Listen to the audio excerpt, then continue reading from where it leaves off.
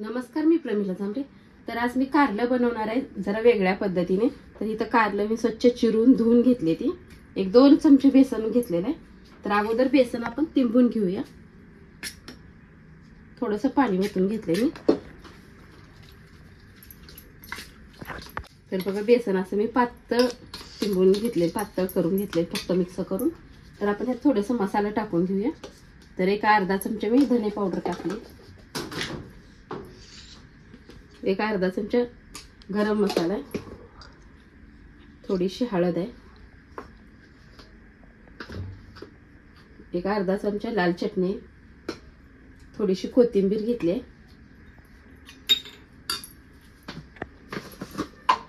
चवीनुसार मीठ टाकायचं। आपलं कारल्याच्या हिशोबाने मीठ टाकायचं।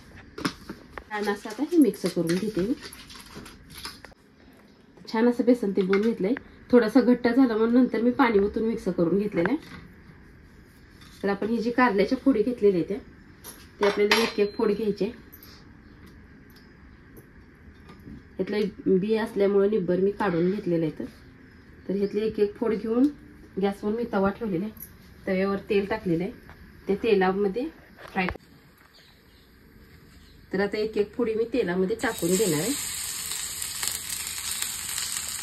हे तव्यावर चांगलं फ्राय होतंय म्हणून मी लोखंडी तव्यामध्ये टाकून घेतलेलं आहे आणि शिजलं पण लवकर जातंय।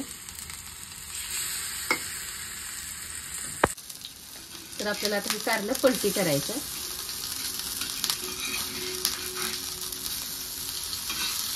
दोन्ही साईडने छान असं आपल्याला तेलामध्ये तळून भाजून घ्यायचं। तर बघा अशा पद्धतीने मी कारलं फ्राय केलेलं आहे आणि 2 मिनिटांसाठी झाकून ठेवलेलं आहे। त्याच्यामुळे एकदम मऊसूत असं झालेलं आहे, म्हणजे शिजलंय। एका प्लेटमध्ये मी ह्याला काढून घेते आणि राहिलेली पण कारली अशीच मी फ्राय करून घेते। 2 मिनिटांसाठी मी कारलं झाकून ठेवलेलं आहे।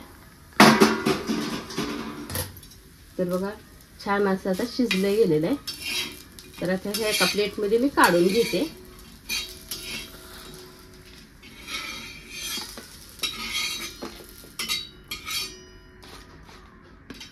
तर बघा अशा पद्धतीने मी कारलं फ्राय करून घेतले। 2 चमचे बेसन मध्ये मस्तपैकी कारलं केलेलं आहे। तुम्हीही बनवून बघा।